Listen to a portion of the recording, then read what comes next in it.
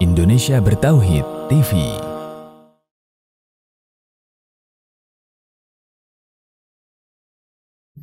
Alhamdulillahirrabbilalamin. Wassalatu wassalamu ala Sayyidina Muhammadin wa ala alihi wa sahbihi ajma'in, amma ba'd. Dalam kajian kita kali ini insyaallah kita akan membahas sebuah buku yang berjudul Tuntunan Ibadah Ramadan di Tengah Wabah Corona, di mana penulis berkata dalam pendahuluan buku ini, Bismillahirrahmanirrahim.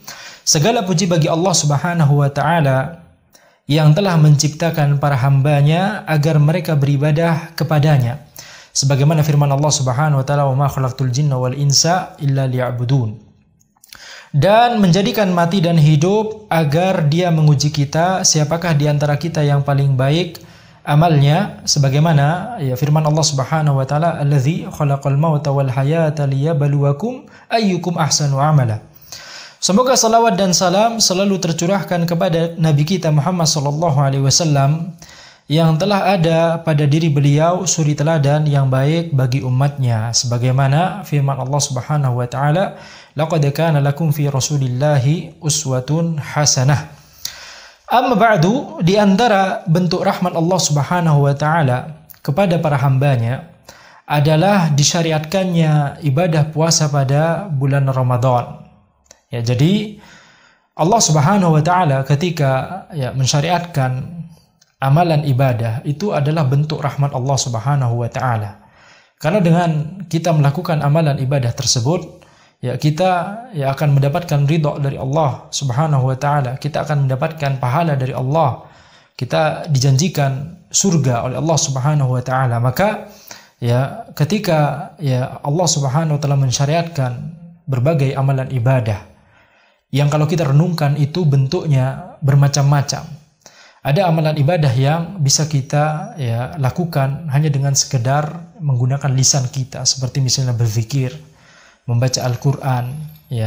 Ada juga amalan ibadah yang kita lakukan dengan anggota tubuh kita seluruhnya, seperti misalnya sholat. Ada juga amalan ibadah yang kita gunakan dengan harta kita, seperti misalnya sedekah, zakat.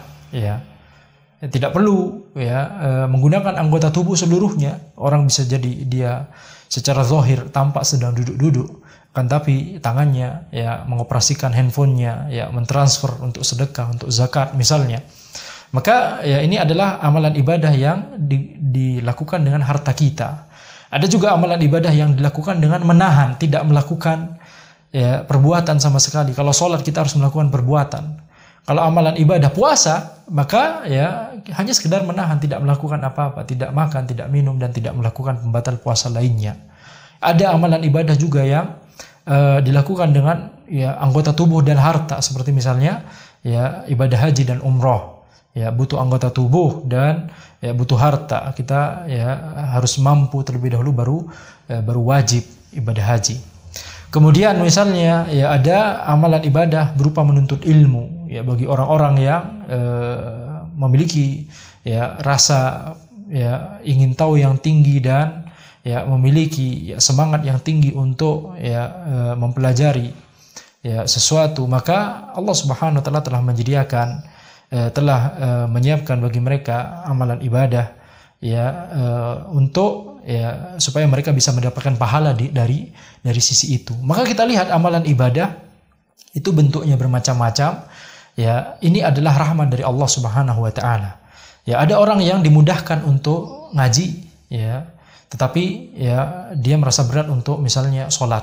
Ada orang yang dimudahkan untuk puasa, akan tapi dia merasa berat untuk menuntut ilmu. Maksudnya dia dimudahkan untuk puasa, dia rajin puasa sunnah dan seterusnya. Akan tapi ketika menuntut ilmu, maka tidak lebih cepat daripada orang lain yang bisa jadi sebaliknya, dimudahkan untuk menuntut ilmu, akan tapi lebih berat untuk puasa sunnah.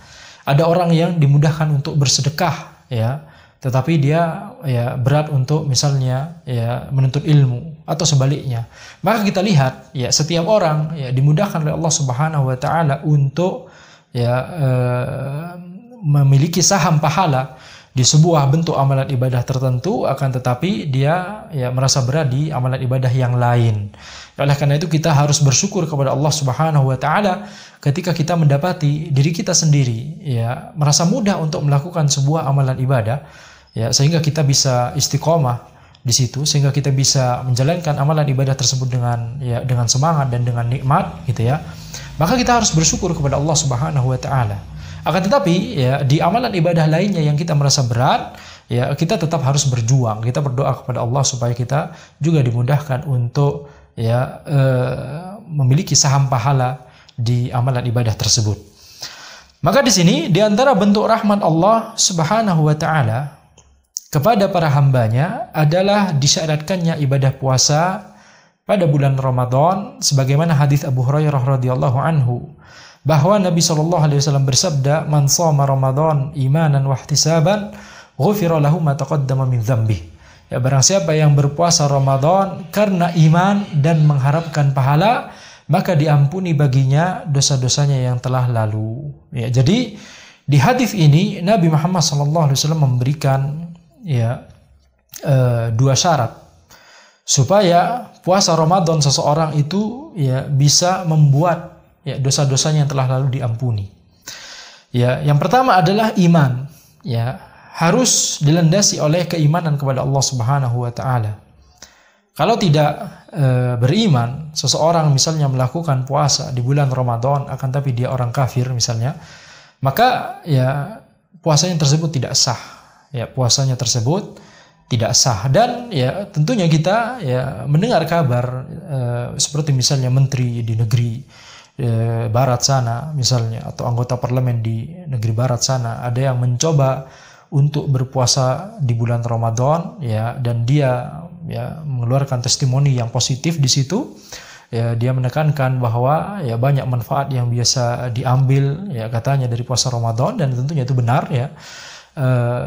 Maka kita katakan ya kita doakan orang seperti ini, orang-orang yang seperti ini kita doakan semoga mereka mendapatkan hidayah dari Allah Subhanahu wa taala. Akan tapi kalau kita ditanya apakah amalannya tersebut ya sah secara syariat, tentunya tidak sah, tidak diterima oleh Allah Subhanahu wa taala, karena syarat supaya amalan ibadah seseorang itu diterima adalah dia harus beriman terlebih dahulu. Maka di sini Nabi Muhammad SAW menyebutkan syarat pertama iman.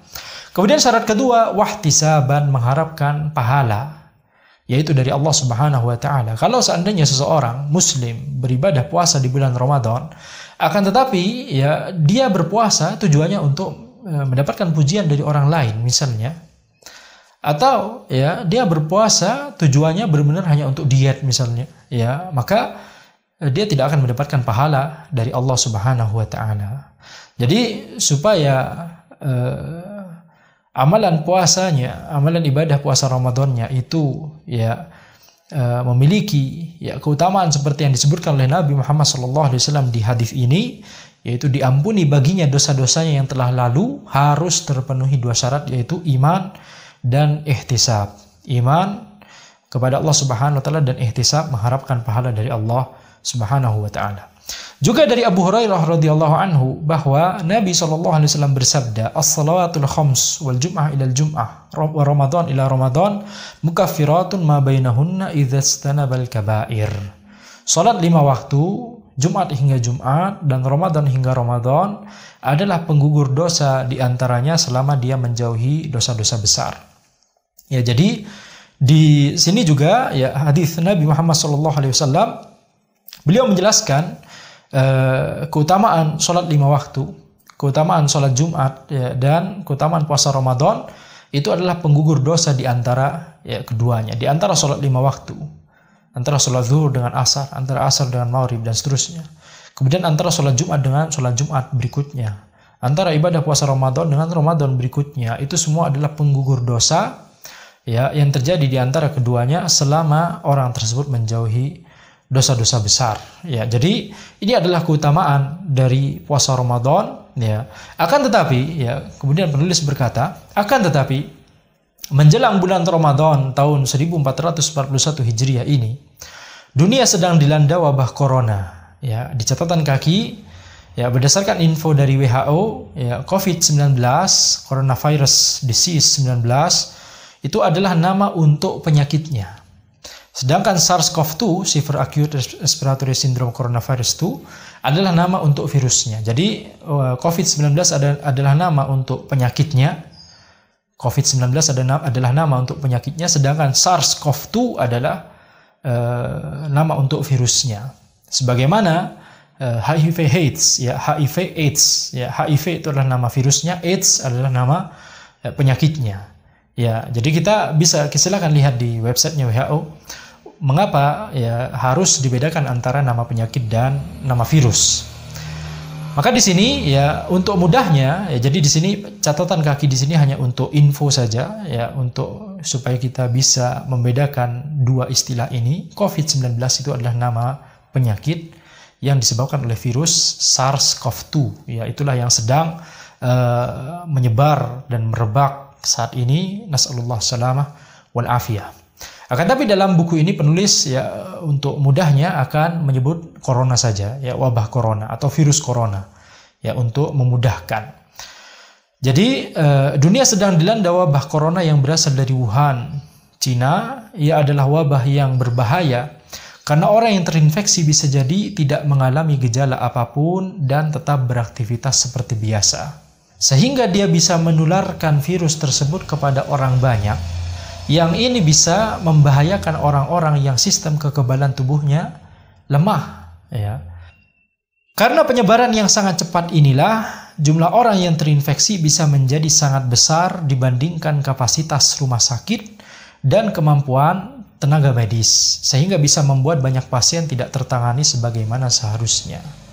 Ya, inilah yang harus diantisipasi oleh kita ya, karena penyebaran yang sangat cepat sehingga banyak orang yang bisa jadi jatuh sakit dalam waktu yang hampir serempak. Itu membahayakan karena kapasitas rumah sakit ya dan kemampuan tenaga medis kita di Indonesia ini terbatas ya, di semua negara itu terbatas. Sehingga ketika ada banyak orang sakit ya, jumlahnya ribuan atau puluhan ribu, na'udzubillah min dzalik, nasallallahu salamah wal afiyah. Ketika mereka sakit secara serempak, itu yang bikin repot.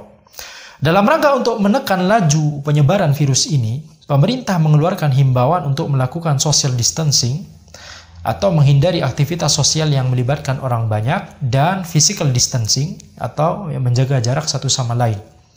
Masjid-masjid pun ditutup sementara, kajian para ulama dan asatidhah diliburkan, para siswa dan mahasiswa diwajibkan untuk belajar dari rumah, ya study from home, dan para pekerja diwajibkan untuk bekerja dari rumah, ya work from home, dan bahkan banyak dari mereka yang harus kehilangan sumber nafkah untuk menghidupi keluarga mereka tercinta.